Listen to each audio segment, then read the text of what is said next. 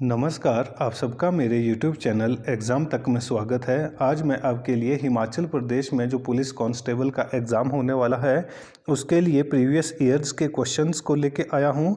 यहाँ पर मेरे जितने भी क्वेश्चंस रहेंगे उनके बारे में हम डिटेल में डिस्कशन करेंगे। यदि किसी को मेरे क्वेश्चन में किसी प्रकार का कोई डाउट हो तो मेरी इंस्टाग्राम ID एग्ज़ाम तक 9 या टेलीग्राम चैनल एग्ज़ाम तक 9 में आप मुझसे पूछ सकते हैं। तो चलिए आज की वीडियो को शुरू करते हैं। हमारा पहला प्रश्न है, उत्सर्ग का विलोम शब्द छांटिए। तो हमारे पास एक शब्द दिया गया है उत्सर्ग, तो उसका विलोम शब्द छांटना है। ए अप्रभावी, बी आर्द्र, सी उर्वर, डी ग्रीष्म। तो इसका सही आंसर होगा हमारे पास ऑप्शन सी उर्वर। तो सबसे पहले आपको पता होना चाहिए कि जो उत्सर्ग है तो उत्सर्ग का अर्थ क्या होता है। तो उत्सर्ग का अर्थ होता है बंजर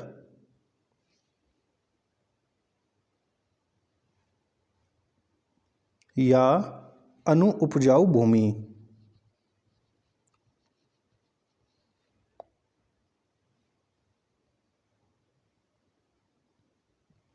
अनु उपजाऊ भूमि। तो ये आपके पास क्लियर हो गया होगा।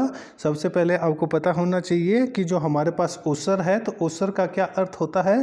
तो उत्सर्ग का अर्थ बंजर या अनु उपजाऊ भूमि होता है। और उसी प्रकार से जो उर्वर है तो उर्वर को किस शब्द से दर्शाया गया है। तो उर्वर को उपजाऊ भी कहा जा सकता है, उपजाऊ।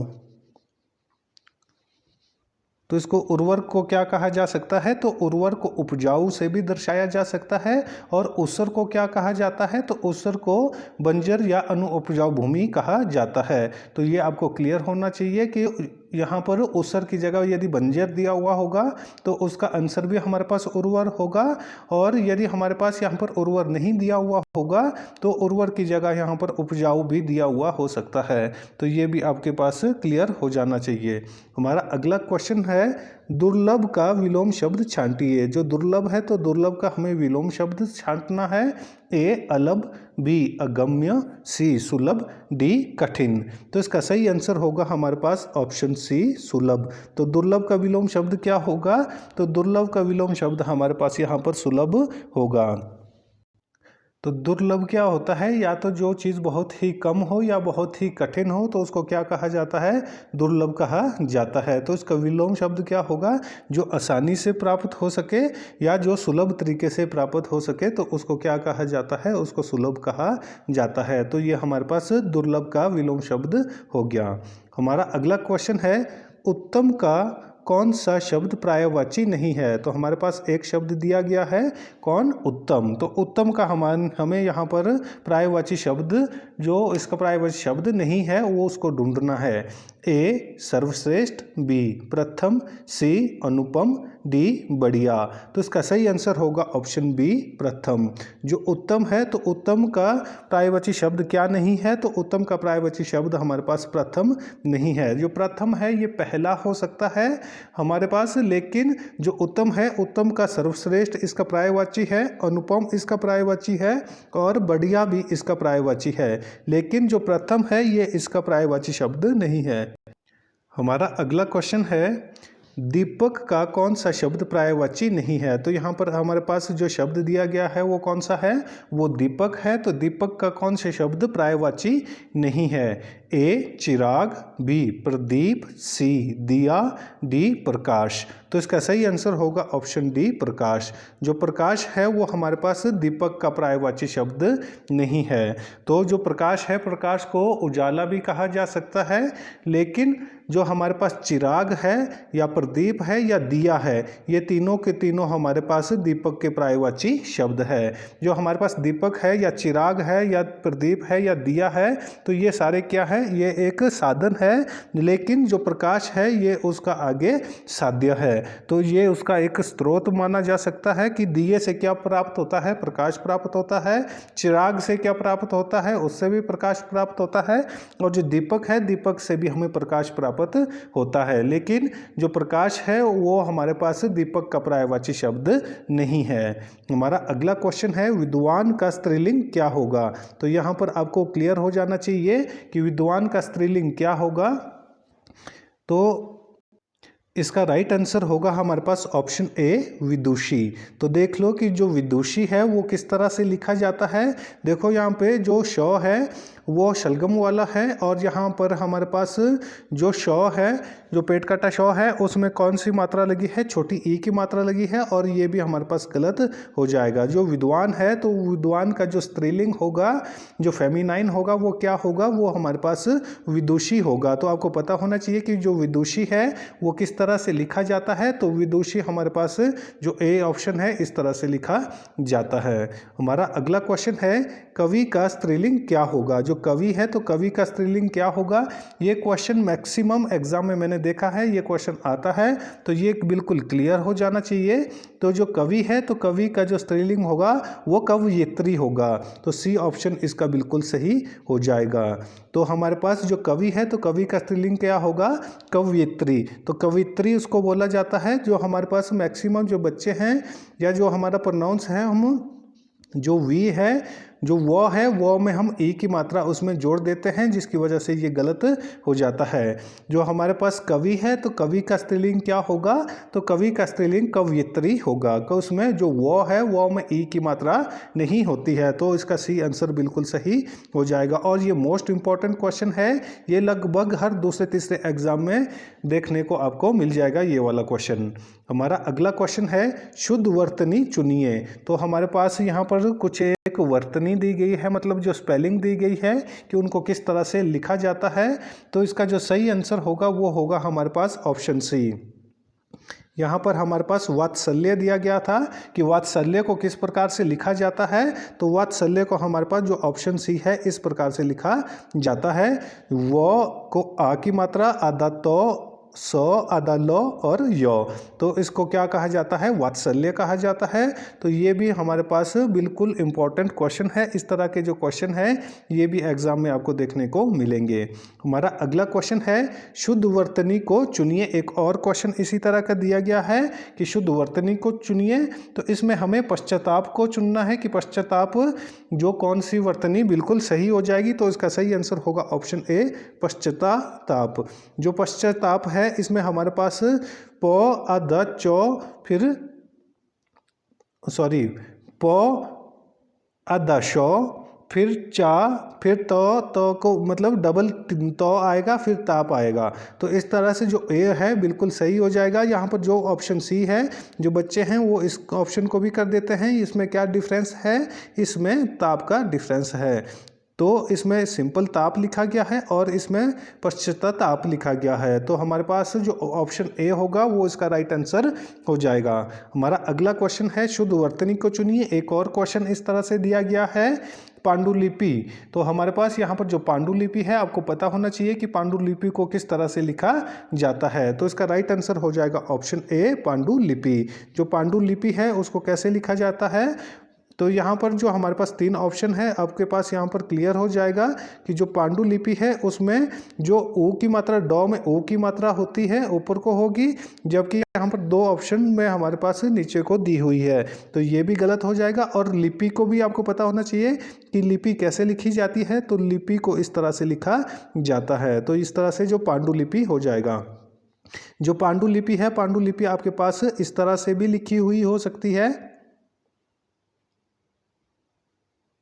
पांडुलिपि। इसमें जो अंक की मात्रा है वो ऊपर आ जाएगा। कहाँ आ जाएगी, ऊपर आ जाएगी। तो ये हमारे पास पांडुलिपि आपको इस प्रकार से भी लिखा हुआ मिल सकता है। तो इसमें आपने कंफ्यूज नहीं होना है कि पांडुलिपि कैसे लिखा जाता है। तो हमारे पास पांडुलिपि इस तरह से भी लिखा जा सकता है, या जैसे ऑप्शन ए में दिया हुआ है इस तरह से भी पांडुलिपि लिखा जा सकता है। हमारा अगला क्वेश्चन है ना नौ मन तेल होगा ना राधा नाचेगी। तो ये हमारे पास यहाँ पर मुहावरा दिया गया है कि ना नौ मन तेल होगा और ना राधा नाचेगी। से तात्पर्य है ए बहाने बनाना, बी नचाना, सी समस्या खड़ी करना, डी भजन कीर्तन करना। तो इसका सही आंसर होगा ऑप्शन ए बहाने बनाना।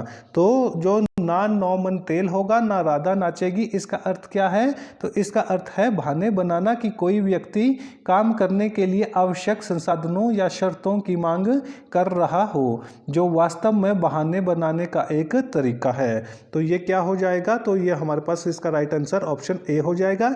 लेकिन जो ऑप्शन सी है, समस्या खड़ी करना, ये भी इसका आंसर हो सकता है, लेकिन जो ज़्यादा अप्रोप्रिएट है यहाँ पर वो हमारे पास ऑप्शन ए बहाने बनाना है। क्योंकि बहाने बनाने के बाद आपके पास समस्या खड़ी की जाती है, तो जो काफ़ी बच्चे हैं वो इसका आंसर सी कर देते हैं, लेकिन इसका जो राइट आंसर होगा या अप्रोप्रिएट जो आंसर होगा वो होगा ऑप्शन ए बहाने बनाना। हमारा अगला क्वेश्चन है सर पर पैर रखकर भागना। तो ये भी हमारे पास मुहावरा दिया गया है कि सर पर पैर रखकर भागना। ए पीट कर भागना, बी डर कर भाग जाना, सी नंगे पैर दौड़ना, डी दौड़ प्रतियोगिता जीतना। तो इसका सही आंसर होगा ऑप्शन बी डर कर भाग जाना। तो ये हमारे पास जो मुहावरा दिया गया था सर पर पैर रखकर भागना, तो उसका क्या अर्थ हुआ? तो उसका अर्थ हो गया डर कर भाग जाना।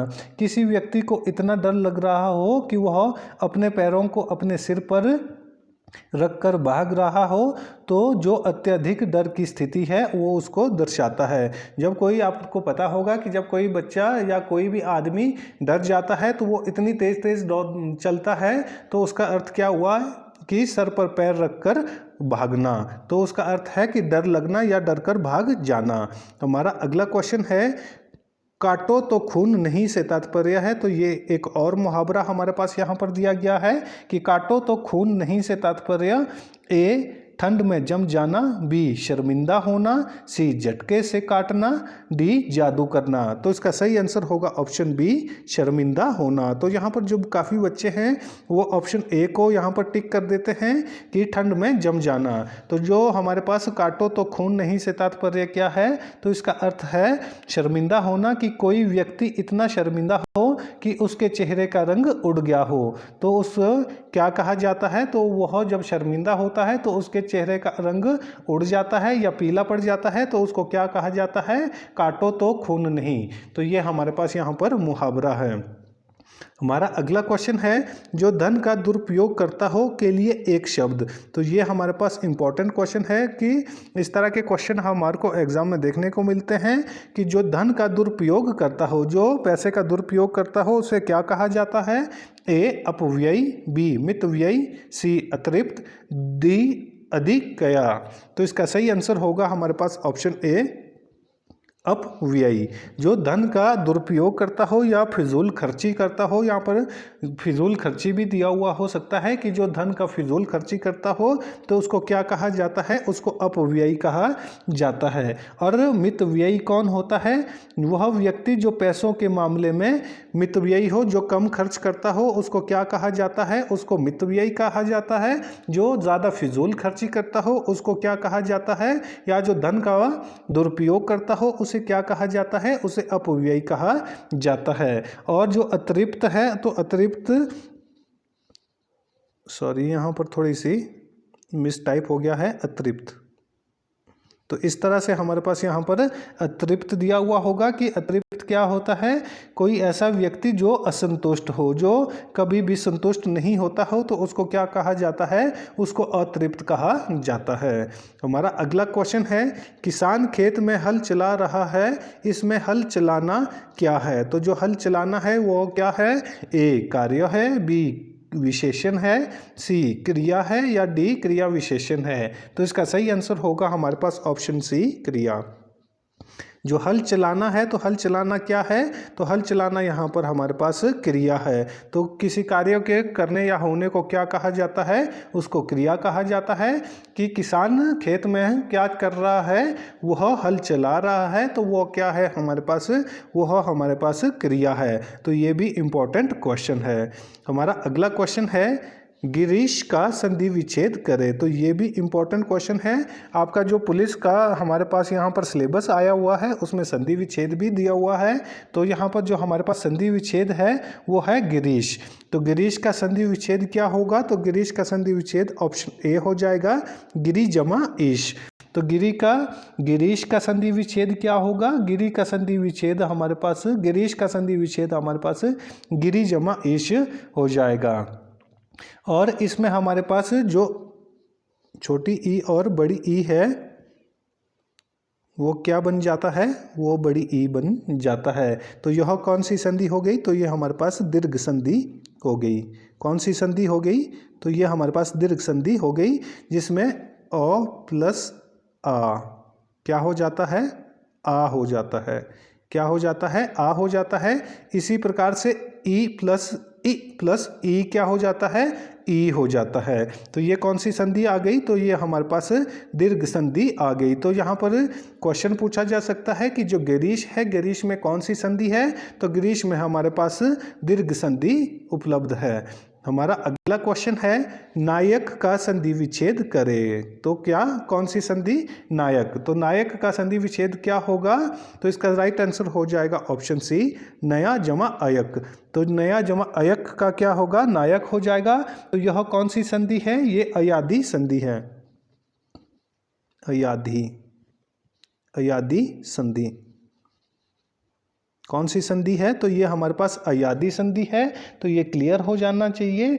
ए और अ, जहां पर ए और अ आएगा तो यहां पर क्या हो जाएगा, अयक या आय। तो क्या हो जाएगा, ए प्लस अ का अय हो जाएगा। तो इसलिए जो नायक है, तो नायक की जो संधि क्या होगी, नए जमा अयक। तो नायक इसका संधि विच्छेद हो जाएगा। यदि किसी को अभी भी मेरे क्वेश्चन में किसी प्रकार का डाउट रह गया हो, तो वो मेरी इंस्टाग्राम आईडी एग्जाम तक 9 में मुझसे पूछ सकता है। यदि आपको वीडियो अच्छी लगी हो तो वीडियो को लाइक करें, कमेंट करें और ज़्यादा से ज़्यादा अपने दोस्तों के साथ वीडियो को शेयर करें और हमारे यूट्यूब चैनल एग्जाम तक को सब्सक्राइब करना ना भूलें। धन्यवाद।